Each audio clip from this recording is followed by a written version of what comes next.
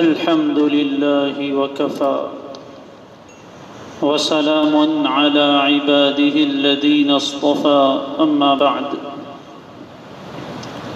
أعوذ بالله من الشيطان الرجيم بسم الله الرحمن الرحيم ولا تؤتوا السفهاء أموالكم التي جعل الله لكم قياما وارزقوهم فيها واكسوهم وقولوا لهم قولا معروفا وقال تعالى وأنفقوا في سبيل الله ولا تلقوا بأيديكم إلى التهلكة وأحسنوا إن الله يحب المحسنين وقال النبي صلى الله عليه وسلم طلب الحلال فريضة بعد الفرائض وقال عليه الصلاة والسلام اليد العليا خير من اليد السفلى أو كما قال عليه الصلاة والسلام اللهم صل على سيدنا محمد وعلى آل سيدنا محمد وبارك وسلم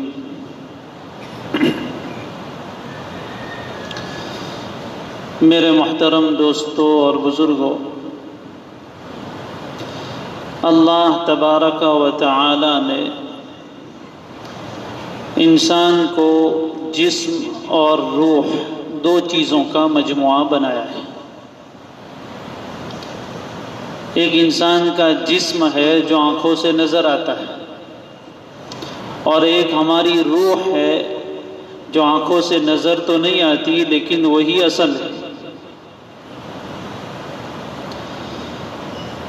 اور جسم اور روح ان دونوں سے اللہ تعالیٰ نے انسان کو بنایا، اور دونوں کی جتنی ضرورتیں ہیں اس کو پورا کرنے کا مکمل نظام ہمیں عطا فرمایا۔ جسمانی اور روحانی تمام تقاضوں کو پورا کرنا اور صحیح طور پر پورا کرنا، اور اس کا جو طریقہ ہے اس کا نام ہے دین اسلام۔ مذہب اسلام پہلے بھی بار بار ذکر کیا، کامل ترین مذہب ہے، اس میں کوئی انگلی رکھنے کی جگہ نہیں ہے۔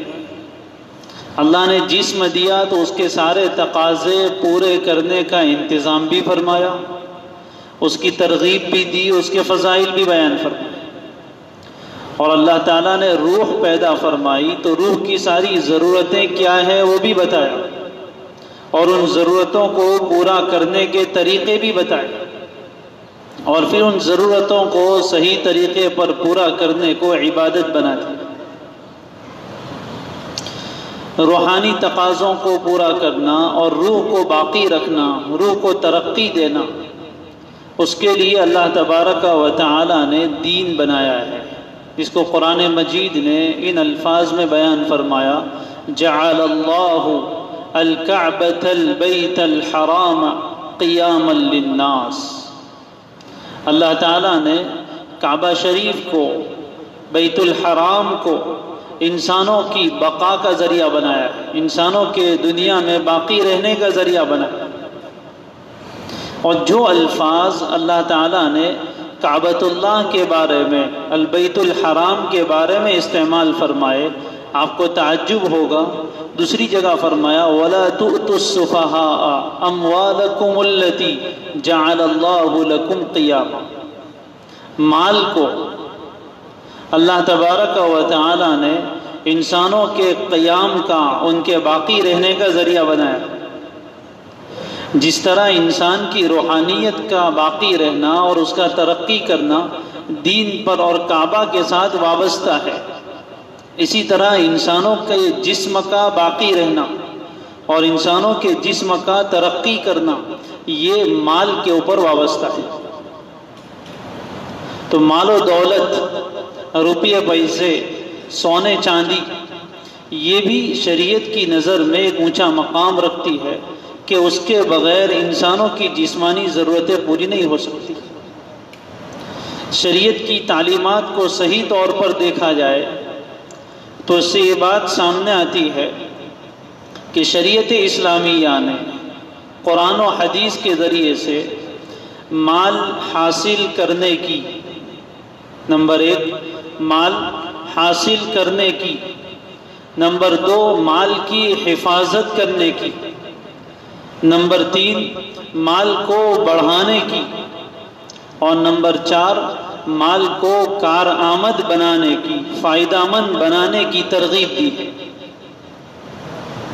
مال حاصل کرنے کی، مال کی حفاظت کرنے کی، اور مال کو بڑھانے کی، اور اس کو کارآمد بنانے کی ترغیب دی ہے۔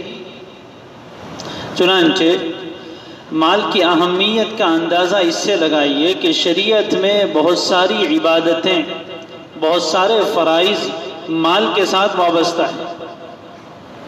اگر اللہ کی نظر میں، شریعت کی نظر میں مال اتنا ناپسندیدہ ہوتا تو اس کے ساتھ کوئی عبادت وابستہ نہ ہوتی۔ ہم سب جانتے ہیں کہ مال والا آدمی زکوٰۃ نکالتا ہے۔ زکوٰۃ کا تعلق کس سے ہے؟ جس کے پاس مال نہیں ہے اس کے اوپر زکوٰۃ نہیں ہے۔ زکوٰۃ ایک فریضہ ہے، دین کے جو بڑے بڑے 5 فرائض ہیں ان میں سے ایک فریضہ زکوٰۃ ہے۔ تو اس فریضے کا تعلق مال و دولت سے ہے۔ اگر انسان مال کمانا ہی چھوڑ دے تو یہ فریضہ کون ادا کرے گا؟ زکوٰۃ کس پر فرض ہوگی؟ ظاہر ہے کہ اللہ تعالیٰ کی طرف سے آنے والے اس فریضے کا تعلق مال والوں کے ساتھ ہے۔ تو گویا اس کے ضمن میں یہ ترغیب بھی آئی کہ مال کماؤ اور پھر اس میں سے زکوٰۃ نکالو۔ صدقات و خیرات کے بارے میں فضائل صدقات پوری ہمارے سامنے بار بار سال میں پڑھی جاتی ہے۔ کس قدر فضائل قرآن میں بیان فرمائے گئے، احادیث میں قرآن کی آیتوں کی آیتیں، رکوع کے رکوع اس پر نازل ہوئے۔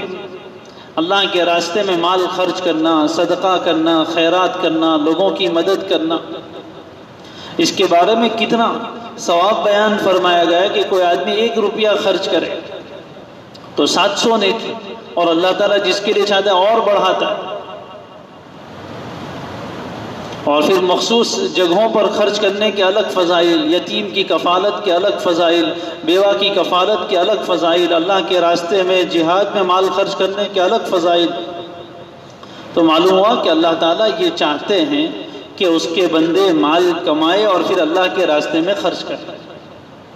اور نبی اکرم صلی اللہ علیہ وآلہ وسلم نے تو ارشاد فرمایا، طلب الحلال فریضۃ بعد الفرائض۔ حلال روزی کو طلب کرنا، حلال روزی حاصل کرنا ایک فریضہ ہے۔ جیسے نماز ایک فریضہ ہے، روزہ ایک فریضہ ہے، زکوٰۃ ایک فریضہ ہے، اور فرض کس کو کہتے ہیں؟ فرض کو آسانی سے سمجھنا ہو تو ایک بات آپ اس کی مثال یوں سمجھیے، جیسے سانس لینا انسان کے اوپر فرض ہے، اختیار نہیں ہے، چوائس نہیں ہے کہ بھائی سانس لینا ہو تو لیں گے، نہ لینا ہو تو نہیں لیں گے، ایسا نہیں ہے۔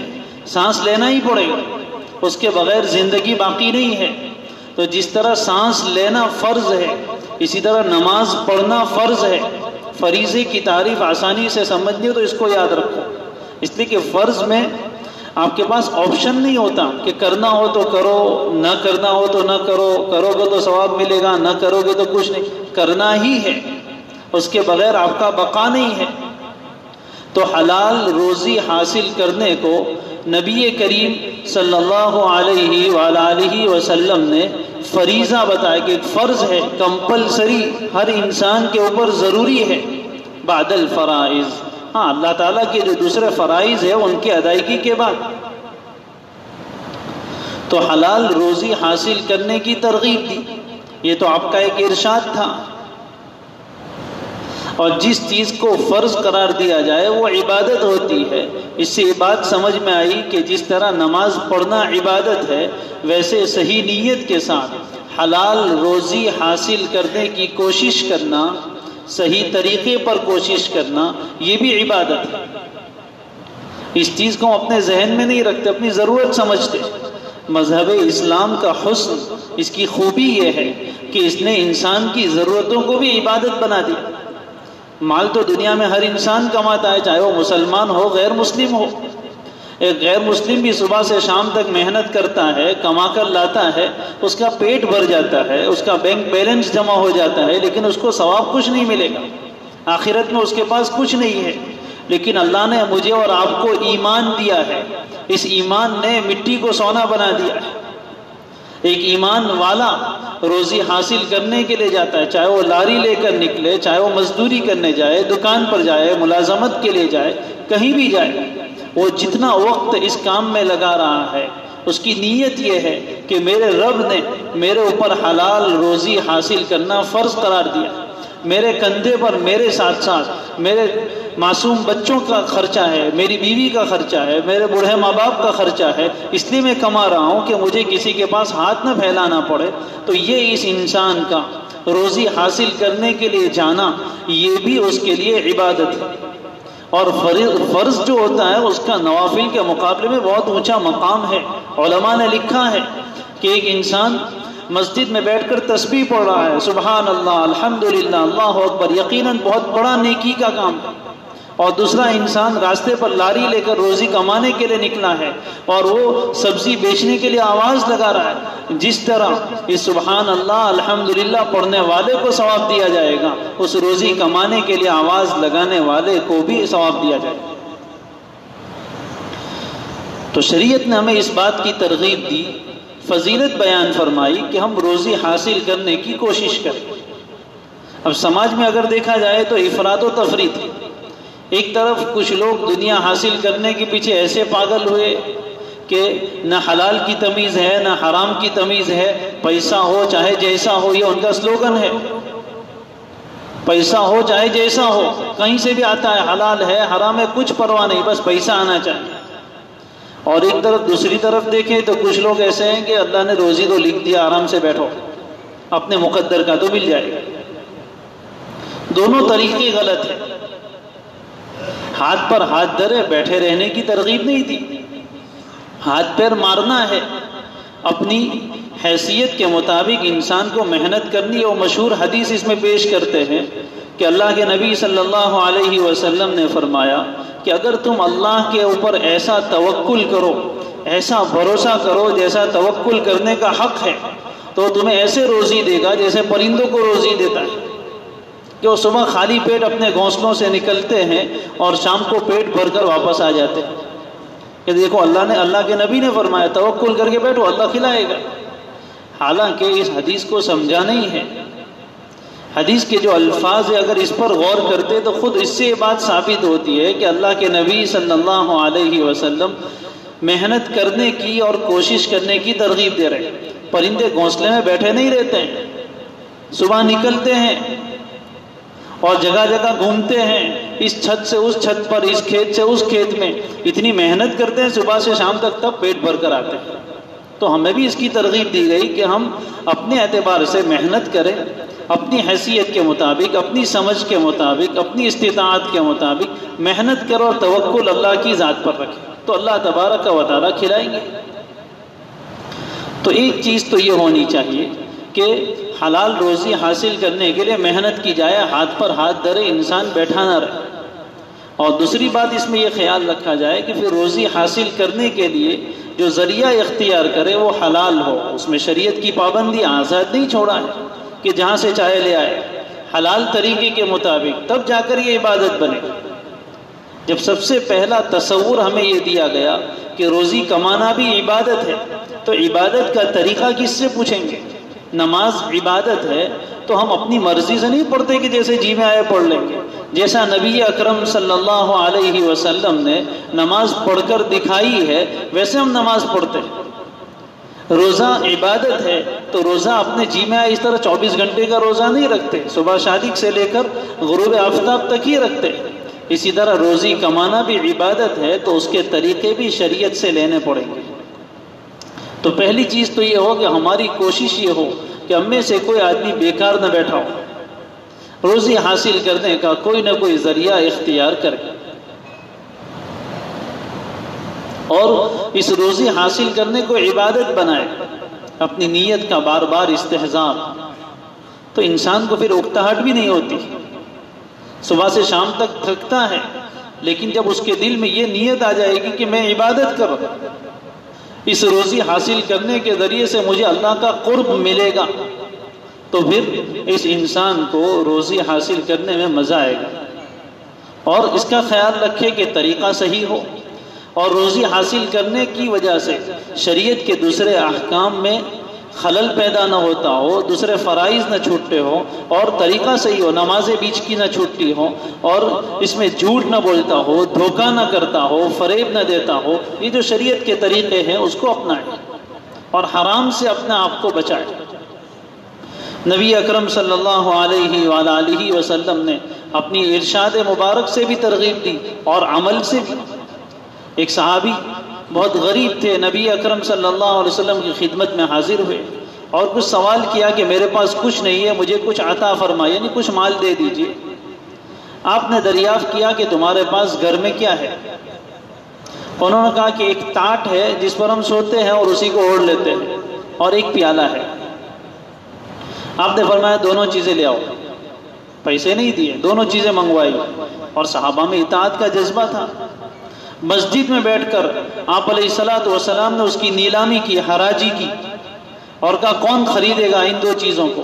ایک صحابی نے کہا کہ میں 2 درہم میں خریدوں گا، دوسرے نے اس سے کچھ زیادہ، آپ نے کہا اس سے زیادہ کون لے گا؟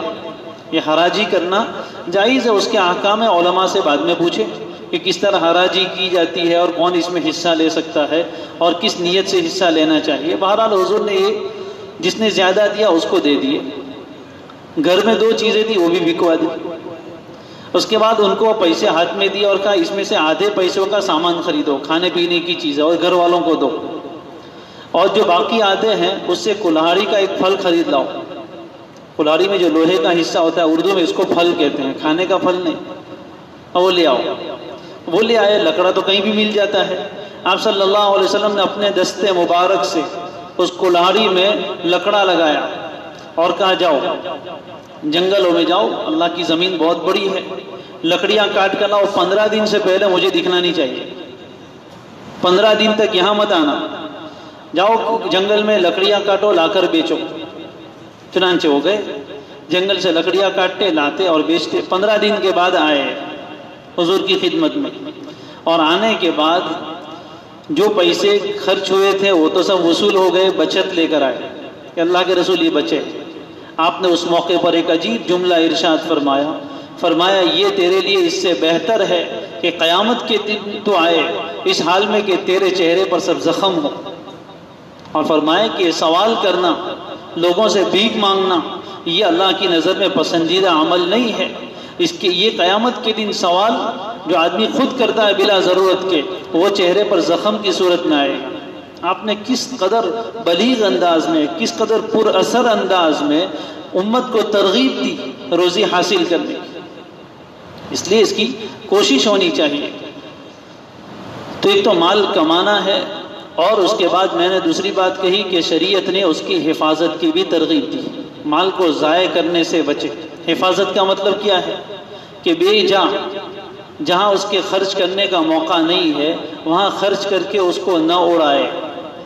جو قرآن مجید کی آیت میں نے پڑھی تھی، کوئی آدمی کا باپ مر جائے اور بچے چھوٹے چھوٹے ہیں، یتیم ہیں، اب اس زمانے میں مال جو ہوا کرتا تھا، اونٹ ہوتے تھے، بکریاں ہوتی تھی زیادہ تر۔ اب چھوٹا بچہ اپنے اونٹ کی، بکریوں کی حفاظت نہیں کر سکتا، تو ایک آدمی مقرر کیا جاتا تھا جس کو وصی کہتے تھے۔ باپ اس کو وصیت کر گئے کہ میرے بچے بڑے ہو وہاں تک میرے مال کی تو حفاظت کر۔ اب بچے تھوڑے بڑے ہونے لگے، تھوڑی سی سمجھ بوجھ آنے لگی، اور وہ کہتے ہیں ہمارے باپ کا مال لاؤ۔ شریعت نے کہا نہیں، ابھی یہ کم عقل ہے، کاروبار کی سمجھ نہیں انہیں، فرمایا وَلَا تُؤْتُوا السُّفَهَاءَ، یہ ابھی کم عقل بچے ہیں، ان کو تمہارا مال مت دو، حالانکہ مال تو ان کا ہی ہے، لیکن حفاظت کرنے والے کو یہ کہا کہ ان کا مال ہے، لیکن حفاظت ایسے کرنی ہے جیسے اپنے مال کی حفاظت کرتے۔ اور فرمایا اموالکم التی جعل اللہ لکم قیاما، یہ مال کوئی معمولی چیز نہیں ہے، تمہارے باقی رہنے کا ذریعہ، اس کے بغیر ضرورت کیسے پوری کرو گے؟ فقیر ہو جاؤ گے، محتاج ہو جاؤ گے، اور بہت سی مرتبہ فقر، یہ محتاجگی انسان کو کفر تک پہنچا دیتی. کاد الفقر ان یکون کفرا، قریب ہے کہ فقر اور محتاجگی انسان کو کفر تک پہنچاتے. اور پھر فرمائے کہ ورزقوہم فیہا، ان کا جو خرچہ ہے اسی میں سے چلاتے رہو. وکسوہم، ان کو اچھے لباس بھی پہناؤ اسی میں سے. اور وہ مانگے اور تمہارے سامنے بد زبانی کرے تب بھی ان کو ڈانٹو مت.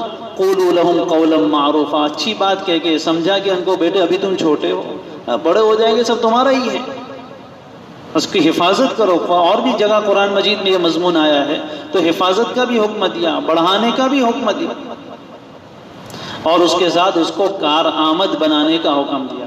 وہ گنجے سانپ کی طرح اس پر بیٹھنے کا حکم نہیں دیا ہے، بخیل بننے کا حکم نہیں دیا ہے، کارآمد بنانا، مفید بنانا. تو ایک مومن کا نظریہ یہ ہے کہ مال و دولت صرف دنیا کی ضرورتیں پوری کرنے کا ذریعہ نہیں. یہ تو ہوتی ہے، کھانے پینے کی، پہننے کی، رہنے کی ضرورتیں تو اس سے پوری ہوتی ہے. کافر کی نظر میں اتنا ہی ہے بس. مومن کی نظر بہت وسیع ہے. مومن اس مال کو آخرت کو کمانے کا ذریعہ بناتا ہے. ہمارے یہاں مال کی ایک حیثیت یہ بھی ہے کہ دنیا کی ضرورتیں تو پوری ہوتی ہے، اس کے ساتھ ساتھ اس مال سے آخرت بھی کمانی ہے. چنانچہ احادیث میں ہم سب سنتے ہیں مسجد بنانے کے فضائل، کنواں بنانے کے فضائل. جس کو اللہ نے مال دیا ہے وہ کچھ ایسا کام کر کے جائے کہ مرنے کے بعد بھی اس کا ثواب باقی رہے، جس کو صدقہ جاریہ کہتے ہیں. کسی مدرسے میں پیسے دیے، مسجد میں دیے، آپ نے کوئی کنواں کھدوا دیا، آپ نے کوئی اور خیر کا کام کر دیا، کسی کو کتابیں لے کر دے دی، کسی کا کاروبار آپ نے شروع کروا دیا. اب جب تک اس کا سلسلہ چلتا رہے گا آپ کو ثواب ملتا رہے گا، آپ بھلے قبر میں جا کر سو گئے. تو یہ ہے مال کو اصل کارآمد بنانا. قرآن مجید نے کہا وَأَنفِقُوا فِي سَبِيلِ اللَّهِ، اللہ کے راستے میں مال خرچ کرو. وَلَا تُلْقُوا بِأَيْدِيكُمْ إِلَى التَّهْلُكَةِ، اور اپنے ہاتھوں سے اپنے آپ کو ہلاکت میں نہ ڈالو. یہ آیت کریمہ کے پیچھے ایک لمبا واقعہ ہے، خلاصہ اس کا یہ ہے کہ اللہ کے راستے میں مال خرچ نہ کرنا یہ اپنے آپ کو ہلاکت میں ڈالنا ہے. اللہ کے راستے میں مال خرچ نہ کرنا یہ اپنے آپ کو ہلاکت میں ڈالنے والی چیز ہے. تو اللہ کے راستے میں مال خرچ کر کے آخرت میں آدمی آگے بھیجے. قدموا لانفسکم وما تقدموا لانفسکم من خیر تجدوہ عند اللہ، جو بھی بھلی چیزیں ہیں، جو بھی اچھی باتیں آپ آگے بھیجو گے، آگے بھیجو گے یعنی آخرت میں بھیجو گے، اللہ کے پاس اس کو پورا پورا پاؤ گے. تو اللہ نے مال حلال طریقے سے، صحیح طریقے سے کمائے اور اس کو اللہ کے راستے میں بھی خرچ کرے، اپنی ضرورتیں بھی ایک اعتدال میں رہتے ہوئے پوری کرے، اور پھر اپنا مال اللہ کے راستے میں، اللہ کے دین کے لیے، غریبوں کی مدد کے لیے خرچ کرے. اور اس میں ایک اہم چیز یہ ہے کہ اپنے ماتحتوں کے حقوق ادا کرے. اللہ نے ہمیں بڑا بنایا ہے، ہمارے ہاتھ نیچے کچھ لوگ کام کرتے ہیں، بڑی دکان کا مالک ہے، اس کے نوکر کام کرتے ہیں، گھر میں کام کرنے والے آتے ہیں، دوسری جگہ پر ہے. تو ماتحتوں کے حقوق ادا کرنا، ان کا جو حق بنتا ہے وہ حق انہیں ادا کرنا. بہت سی مرتبہ آدمی نوافل میں بہت خرچ کرتا ہے لیکن جس کا حق بنتا ہے اس کو نہیں دیتا ہے. نوکر کو تو پورا چوس لیتا ہے اور باہر دوسری جگہ خوب خرچ کرتا ہے. علماء سے پوچھے، مشورہ کریں کہ بھائی میرے یہاں یہ آدمی کام کرتا ہے، میں اس کو کتنی تنخواہ دوں؟ یہ دن صبح سے لے کر شام تک اتنے گھنٹے کام کرتا ہے اور ایسا اس کا کام ہے، اس کام کے اعتبار سے اس کو کتنی مزدوری ملنی چاہیے؟ وہ مجبوری میں کام کر رہا ہے، اس کا مطلب نہیں کہ ہم اس کو چوستے رہے. صبح سے لے کر 8-10 گھنٹے اس کے پاس محنت والا کام لے رہے اور دے رہے 150 روپئے. کیا خود اتنے میں تیار ہوتا کبھی ایسا کام کرنے کے لیے؟ تو یہ چیز دیکھی جائے کہ یہ آدمی ہمارے لیے پورا دن وقف ہے، کیا اتنے میں اس کی ضرورت بھی پوری ہوتی ہے یا نہیں ہوتی؟ اگر نہیں ہوتی تو اس کا ذمہ دار کون ہے؟ اپنے ماتحتوں کا خیال رکھنے کی خاص تاکید نبی اکرم صلی اللہ علیہ وسلم نے فرمائی. دنیا سے جاتے جاتے بھی فرمایا تھا الصلاۃ وما ملکت ایمانکم، نماز کا اور اپنے ماتحتوں کا خیال رکھنا. اس لیے ہم جس لائن میں ہو، جس درجے پر ہو، ہمارے ہاتھ نیچے کوئی کام کرتا ہے تو اس کی ضرورتوں کو پورا کرنے کی ذمہ داری ہماری ہے کہ اس کی تنخواہ ہمارے یہاں سے اتنی جائے جس میں اس کی ضرورت کم از کم درجے میں پوری ہو. یہ خیال رکھنے کی ذمہ داری ہماری ہے. اور آخری چیز ہم میں سے ہر انسان کی چاہت یہ ہو کہ ہم دینے والے بنیں، لینے والے نہیں، دینے والے۔ حدیث شریف میں الید العلیٰ خیر من الید السفلیٰ، اوپر والا ہاتھ یعنی دینے والا ہاتھ لینے والے ہاتھ کے مقابلے میں بہتر ہے۔ اب ہر آدمی جو دینے والا ہے وہ کہیں نہ کہیں سے لے گا تو صحیح، ایسا تو ہوگا نہیں کہ وہ بچپن سے سب لے کے آیا ہے، تو لینا اور دینا دونوں لگا ہے، لیکن دے کر انسان کو خوشی زیادہ ہو۔ اور کتنا دینا ہے اس کی کوئی قید نہیں لگائی کہ لاکھ روپے دے، 2 لاکھ روپے دے، جتنی اپنی حیثیت ہے۔ میں آپ کے پاس 10 روپے اس میں سے 1 روپیہ دو تب بھی آپ دینے والے ہیں، 100 میں سے آپ نے 10 دیے تو آپ دینے والے ہیں، آپ کے پاس لاکھ ہے اس میں سے آپ نے 1000 10,000 دیے تب بھی آپ دینے والے ہیں۔ تو دے کر انسان کو خوشی ہو، جو انسان دینے والا بنتا ہے اللہ تبارک و تعالیٰ پھر اس کو دینے والا ہی بناتے ہیں۔ تو ہم میں سے ہر انسان کی نیت ہو، وقت مجبوری انسان کو لینا بھی پڑتا ہے، اللہ تبارک و تعالیٰ کی طرف سے ایک اور نظام بھی ہے، لیکن دے کر انسان کو زیادہ خوشی ہو، اللہ سے مانگنا چاہتا ہوں مجھے دینے والا بنا۔ اللہ تبارک و تعالیٰ ہم سب کو ان باتوں پر عمل کرنے کی توفیق عطا فرمائے، اللہ کے راستے میں خرچ کرنے کا مزاج عطا فرمائے۔ جیسے حالات چل رہے ہیں، بہت سے مدارس سے ہمارے یہاں چندے کے لیے بھی تشریف لاتے ہیں، آج بھی ایک مدرسے والا آئے ہیں، انشاءاللہ وہ اعلان بھی کریں گے۔ میں اپنی طرف سے آپ سے یہ درخواست کرتا ہوں کہ اپنی حیثیت کے مطابق کچھ نہ کچھ تعاون مدرسے والوں کا بھی کریں، انشاءاللہ اللہ تعالیٰ آپ کو اس کا بہترین بدلہ دیں گے، مال میں برکت دیں گے۔ جس مسجد میں ہم نماز پڑھتے ہیں اس کا بھی تعاون کرے، عادت ہو ہماری اللہ کے راستے میں دینے کی، دینے سے کبھی کم نہیں ہوتا، یہ عجیب نظام ہے اللہ کا، اللہ تعالیٰ اس کو اور بڑھاتے ہیں۔ اللہ ہم سب کو توفیق عطا فرمائے۔ آخر دعوانا الحمدللہ رب العالمین۔ انشاءاللہ عشاء کے بعد تفسیر ہوگی۔ شامل عبادت